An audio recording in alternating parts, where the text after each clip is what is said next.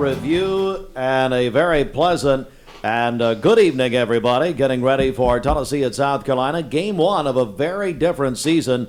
7:30 right here on Mix 104.1. Later tonight, Rocky Top Review presented by CHI Memorial. CHI Memorial, imagine better health. And we are joined on the radio and Mix TV by Stephen Shelton and Jason Cox. Hello, guys. This is so much better. I can't see him. This season is going to be so much better. 2020 is starting to deliver. Finally. Well, how are you? I'm well. Thanks for having me. You do have to see me, and that's a problem, I guess. So. Hey, have you noticed Steve's chair? He stole it from First Baptist. They usually sit up there in the old sanctuary. They used to sit up there before while the choir was singing. He brought it over here now. You got it. Would Lovingood turn his cheek around, and not look at him, let him have it out the door? Well, welcome in, guys. Shelton, I'll start with you. I mean, it's a season unlike any other. Well, I'm just glad there's a season, first of all. That's the big thing. All SEC. I tell you, there's not going to be a week that we say, oh, there's not any good games this week. No, every week's going to have something to deliver because it's SEC football, and in the SEC it just means more. And so I think this is starting week one is no different. They got a couple of great games on tap, two maybe three. But right now the thing is it's the unknown. Everything's the unknown because the media has not seen any of these teams. They've really not been out in public. We've been hidden because of COVID. And so at the end of the day, we're going to just go out there and play and see who's actually gotten better from last year and who hasn't. What about it, Jason? What about this year? Yeah, I'm just happy there's football. No cupcakes this year outside of the Vanderbilt game. And, I'm just thrilled there's football. I agree. Anything can happen from week to week. You could have a whole offensive line get wiped out, so a team, Alabama, could be playing a second or third string offensive line completely, hopefully in the third Saturday of October. You know, we don't want it to happen, but if it's got to happen, let's do it that week. Anything can happen this week or this year. But I'm just glad there's football because 2 months ago, the prognosticators were saying it's not happening. It's not happening, but it happens this coming weekend. It's happening. Shelton, we're going to have a little different format this year. Yeah, in years past, we've talked about games across the country, but we've kind of decided that just because we have an all-SEC schedule, and that's mostly what our viewers and our listeners want to hear about, then we're going to go just SEC format this year. It doesn't matter if Ohio State's playing Michigan. We're going to, that doesn't matter to us. And so we're going to really deep dive into SEC games this year and deep dive even more into some of the better games on the schedule.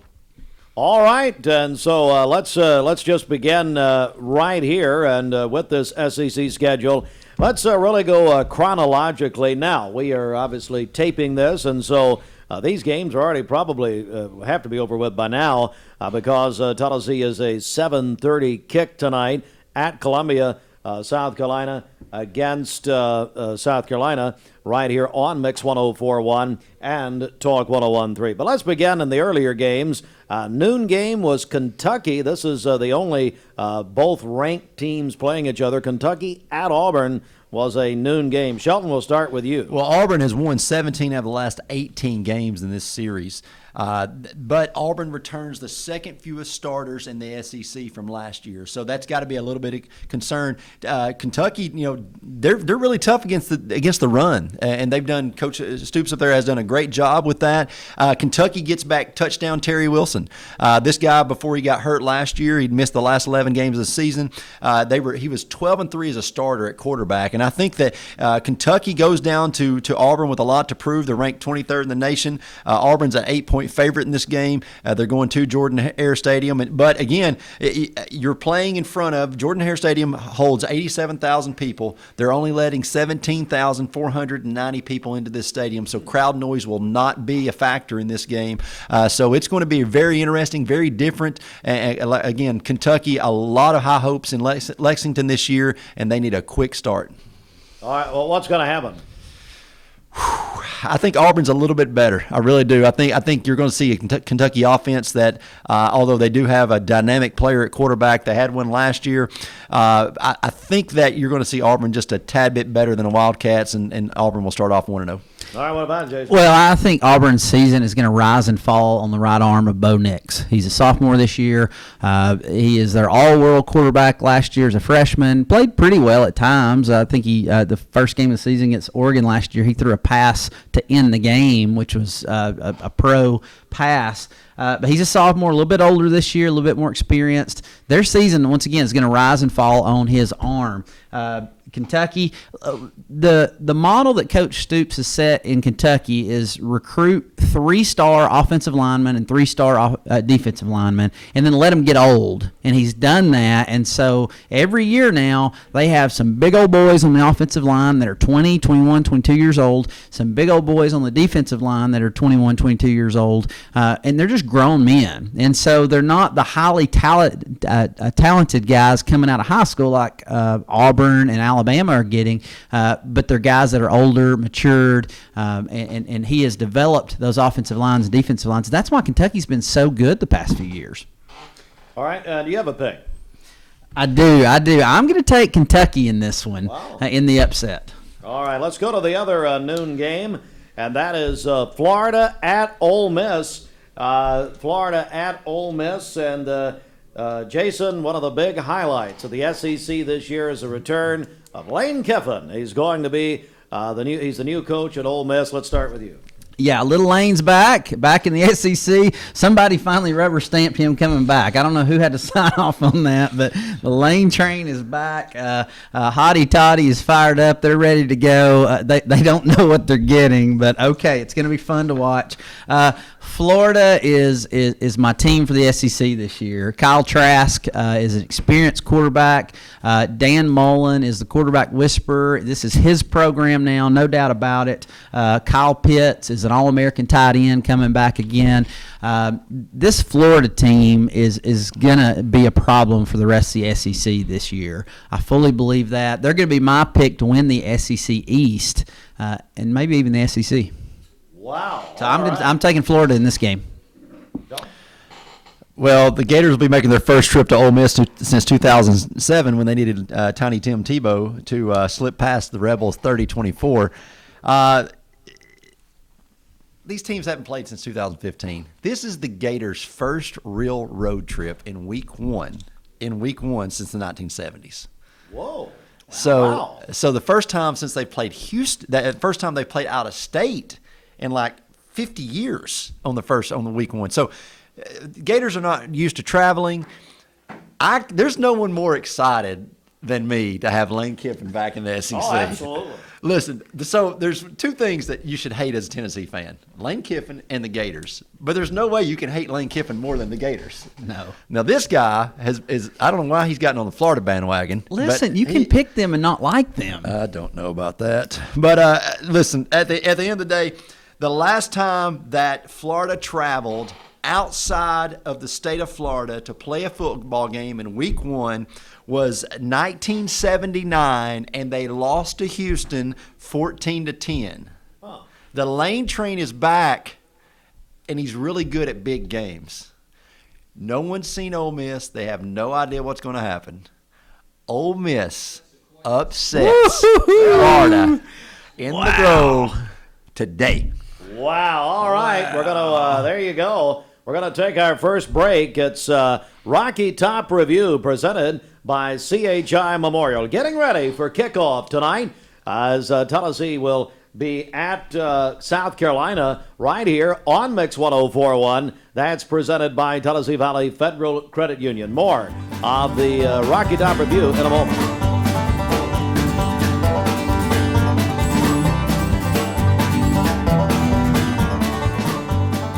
Mix 104.1, your home of the Vols. It's Rocky Top Review presented by CHI Memorial. CHI Memorial Convenient Care, Public Shopping Center, Paula Parkway in Cleveland, open 7 days a week. Let's continue our look around the SEC, our new format this year, and we're going chronologically. Mississippi State is playing, and probably either late or it's over as we tape this. But Mississippi State at LSU. Shelton, will begin with you. Well, in this game, we've got some Tigers, some Bulldogs, and a Pirate. Because Mike Leach is coming back to the East Coast, and Mike Leach is now the head football coach at Mississippi State. This guy's one of the most dynamic coaches in America. His winning percentage doesn't really show that over a lifetime, but he is really, really good at drawing up some crazy offenses. Mississippi State had a terrible hire after Dan Mullen leaves for Florida. I screamed it from the rooftop. No one wanted to believe me. The guy couldn't recruit. He played off Mullen's players for the first year and got by. The second year is dismal.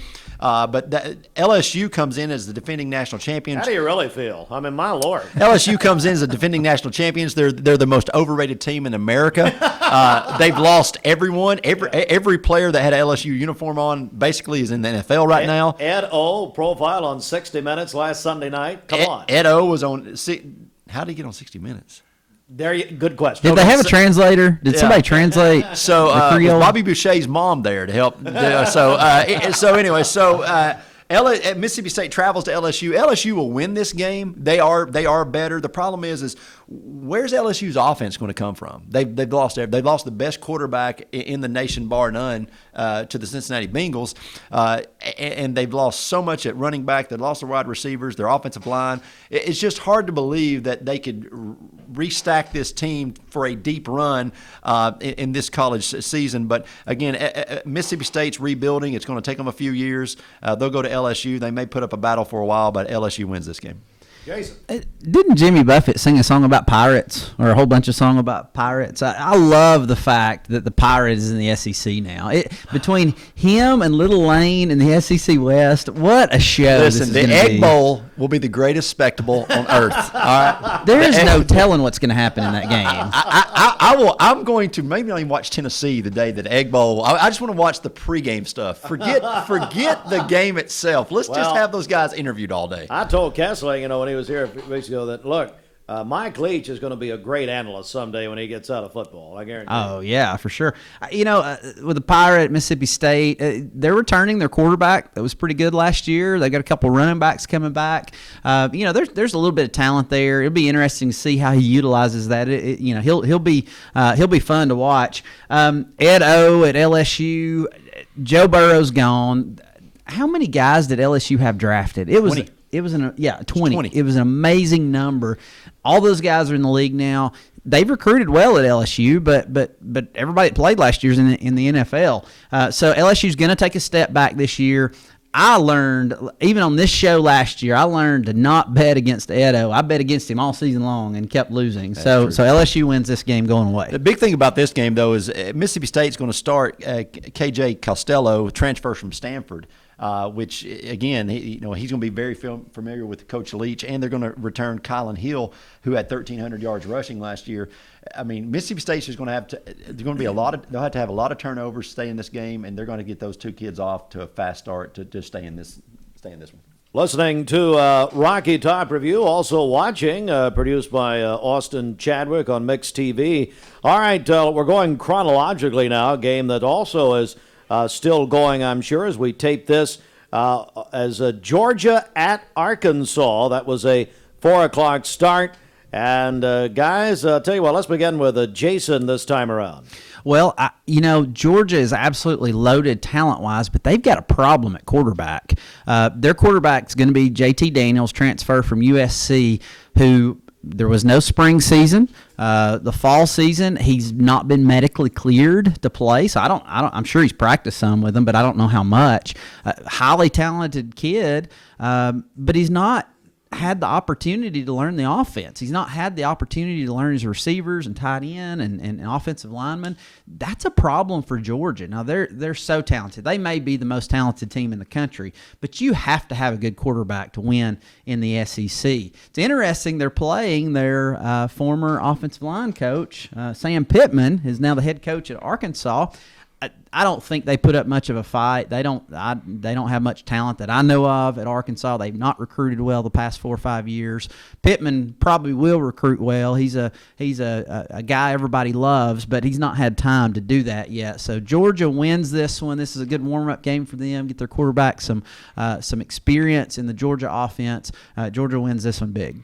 Well, it doesn't matter whether it's J.T. Daniels or DeJuan Mathis that plays quarterback for Georgia this week. The fact of the matter is, Arkansas is now lost 19 consecutive SEC games. Wow. This will be 20. Sam Pittman has taken over a program that has just been a dumpster fire for a few years. You know, they went for the gusto and hired the guy from Houston, I think it was, to come in. He wasn't ready to be in the SEC. I think Sam Pittman is ready to be an SEC football coach, but I think you can't take over. You can't make chicken salad out of chicken scraps there real fast. And so what they're going to have to do is do the things that he learned under Kirby Smart at Georgia. Put those things into place at Arkansas and build over time. But Georgia just runs away with this one. Number 2, Alabama is at Columbia, Missouri in a little while. 7 o'clock kickoff. Shelton, what do you think? Well, I said last year at the end of the year, this is Alabama's last great year, and I'm sticking with that. This is Alabama's last great season. Recruiting has been on the decline the last couple of years. This is the last great group of kids they're going to have. Alabama will destroy Missouri. Missouri is not very good whatsoever, but look for Alabama. This is my pick to win the national championship is Alabama, but this is also my pick to say 2020 will be Alabama's last season as a powerhouse because you've got Coach Saban going to be 70, 71 by the time next year rolls around. Time catches up with all of us, and I think that time is coming for Alabama, but they will not miss a step this year. You know, if you look back on the hires that were made this past offseason, Eli Drinkwitz was hired at Missouri. I believe he came from App State. If we've learned anything from the Ed O experience at LSU, it is that fit is of most importance.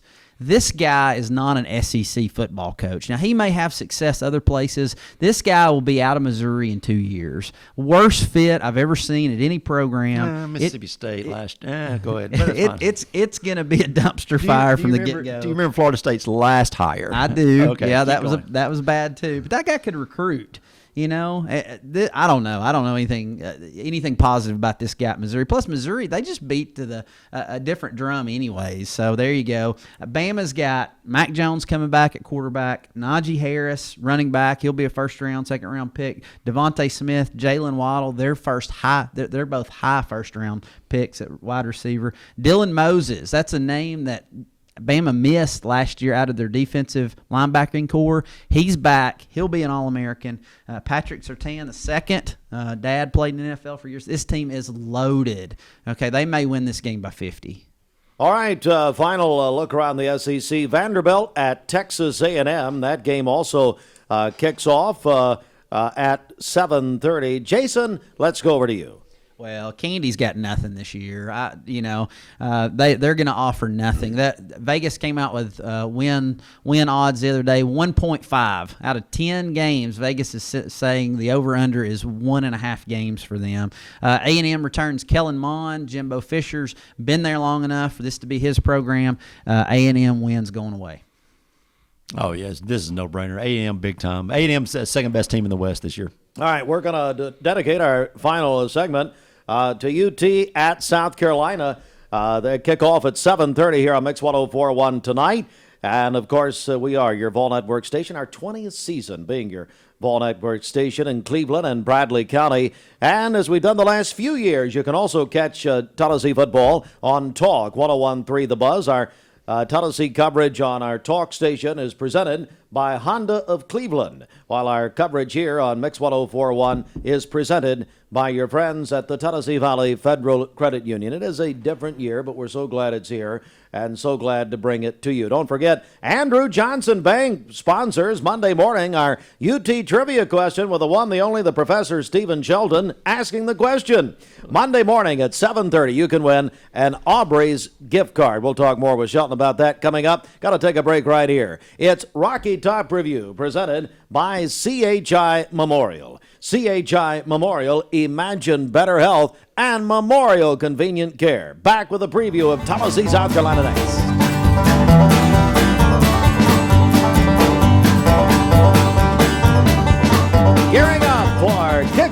UT Football 2020. They said it wouldn't happen. It's going to happen tonight. Kickoff 7:30. Tennessee at South Carolina here. Mix 104.1. All right, guys, let's break it down. Shelton, we'll start with you. Well, first of all, there's no, other than Vanderbilt, there's no coach on a hotter seat than Will Muschamp. He saved his job last year when Blankenship missed a couple extra point or a couple field goals for Georgia, and he defeats Georgia. You can't fire a South Carolina coach that beats Georgia in the same season. So he wins 3 games last year in the SEC, just a dismal year. He knows he's on the hot seat. He went out and hired his replacement when Mike Bobo brought him over from Colorado State. That's unbelievably inexplicable why he did that. But Bobo brings with him Colin Hill, quarterback from Colorado State as well. He will replace Ryan Helinski, which had a decent year last year, just didn't have a lot of pieces around him. So it's going to be a new look for South Carolina offensively. Defensively, you know what you're going to get. Muschamp, he's one of those guys that's not going to change a lot defensively. But the big thing is they just don't have a lot of key players around, whether it's Helinski or Colin Hill. It just doesn't matter. The offensively they're going to sputter, I think. The big question now for Tennessee is, will stability result in success? Will having Jarrett Guarantano, who has been named the starter, and maybe rightfully so after the last 6 games of the year last year. Tennessee right now comes in tied with Clemson as having the longest winning streak in college football. Let that sink in for a minute. And so Guarantano now comes in as the starter. He's had 2 consecutive years with Jim Chaney, having finally 2 consecutive years with the same offense coordinator under the same offense. He has when Cade Mays, which he will be eligible by today, by game time from the SEC, NCAA's already cleared him. When Cade Mays steps in on that offensive line, player for player, individual talent, this is the best offensive line in the University of Tennessee history. Now, they may not mesh together as a unit to be the best, but individual talent, this is the best 5 complete offensive linemen in the University of Tennessee history. And I think Ty Chandler and Eric Gray, you're going to have to feed these guys, feed them a lot. It's going to be about ball control and putting Guarantano in positions to succeed, and that's giving him good, strong windows to throw into and not force him to do things he's not comfortable with. I think you're going to see Brandon Johnson, the wide receiver. This is going to be a breakout season for him. Everyone talks about Palmer, and rightfully so, but again, Brandon Johnson is going to be a guy that, if you notice, he is a great route runner. He and Guarantano work well together. It is going to be Brandon Johnson's year to kind of take the Jennings and Callaway spot that was vacated last year as they moved on to the NFL. Defensively, it's Henry To'oTo'o. No doubt about it. That secondary is going to return a lot of familiar faces that's going to be able to help Coach Pruitt run the defense like he wants to run it. The question is, we have depth at defensive line. The question is how strong are they going to be up front? Because I think our linebacker core is going to do a very good job, but they're going to need help up front. If that happens, Tennessee goes over. They've got to have a fast start. Tennessee's looking at 6-4 at best this season. 7-3 would be great, but more like 5-5. But they've got to have a fast start because a loss at William Bryce Stadium today puts a very dark cloud over this program very early in a short season. Las Vegas says they're favored by 8, as we announced Thursday morning on our news. Tennessee is getting sports betting ready on November 1st. So anyway, Jason Cox, what do you make of this? Oh, excuse me, my phone's ringing. Hello? Oh, it's the offensive lines from the 1990s. They say Shelton's out of his mind? Oh, okay. All right. Well, hey, listen, I do disagree that this is the greatest offensive line of all time, but I don't disagree that they are very, very deep and very, very talented, which tells me Jarrett Guarantano needs to take the snap and turn around and hand the ball to Eric Gray and Ty Chandler a whole bunch of times tonight. That needs to happen, and that's going to need to happen all season. Eric Gray is a fantastic running back, one of the best we've had in years. Ty Chandler is fast as lightning. Let's get him the ball in space. He hits the hole exceptionally hard. So we need to run the ball. We need to lean on that offensive line. Third quarter, fourth quarter, we need to be pushing the offensive line. Offensive line needs to be pushing back 5 yards every time. I think that can happen. Tennessee comes into this game riding high, big win streak. We have some momentum. We beat Muschamp last year. We finally got that monkey off of our back. And so I like Tennessee in this game, but I think the season's going to come down to Garantano. I mean, is he Garantano that we know, or can he take a step forward in year 5? He's got lots of experience now. I hope so. I think Coach Chaney in his second year, he's a quarterback guy. And I think he can help Garantano have a really, really strong year. You mentioned the Johnson kid at wide receiver. I would say names to know: Josh Palmer, Ramel Keaton, a couple of freshmen, Jalen Hyatt and Malachi Weidman. Listen, we've got to replace some wide receivers. Jawan is not there to bully people anymore. Okay, he's just not. Marquez Callaway's not there to run the go route and high point the ball over everybody. So we've got to replace some wide receivers, but we've got some talent there. So we'll see what happens. On the defensive side of the ball, Coach Pruitt builds his defense from the backside up, which means he starts in the secondary. Everybody except Nigel Warrior is back in his secondary this year. Tank McCullough is going to be taking Nigel's place. Tank's more talented than Nigel was, and Nigel was all SEC last year. Tank will be a sophomore this year. There's a lot of talent in that secondary moving up to the next level. Henry T, man, what a player. What a player. I'm calling it. He's going to be in the Ring of Honor in Neyland Stadium one day. He's that good. Okay. The Ring of Honor. Let me get my phone for a second. The Ring of Honor just called. I mean, this is unbelievable. He just. I said individually they're the best. Individually, these guys 5 as a core. We've never had 5 stars on the offensive line. Individually, this is the best. Henry Toto in the Ring of Honor as a sophomore. You already calling this? Yes, I'm calling it. He's that good, Stephen. Wow. He's that good. I'm so excited to watch him. And then the defensive line this year, the question that's got to be answered is who can get home to the quarterback. I don't know the answer to that question today, but somebody's got to be able to get to the quarterback. All right, let's get your picks quickly here. Just about a minute left. All right, we'll begin with Jason Cox. Tennessee kicks a field goal late to win. And Shelton. Tennessee by 12. Tennessee so both of you are going with UT. Yep.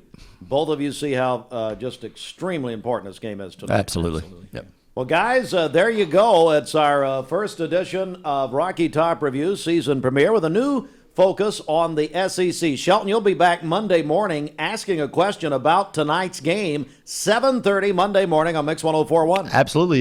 Gift certificate to Aubrey's, I've told. So I think I get one each week that I do this. I hope I get one each week that I do this. But we got called. It's going to be interesting because we're not going to make it easy. It's not something we can Google. We're going to make sure. This is not something we're just going to Google. So I love it. So hopefully we'll be able to not get any correct answers, and we'll take those Aubrey's tickets ourselves and go over and have a nice Kickoff at 7:30, Mix 104.1, Tennessee at South Carolina. Enjoy the game. Let's go to the Bowl Network.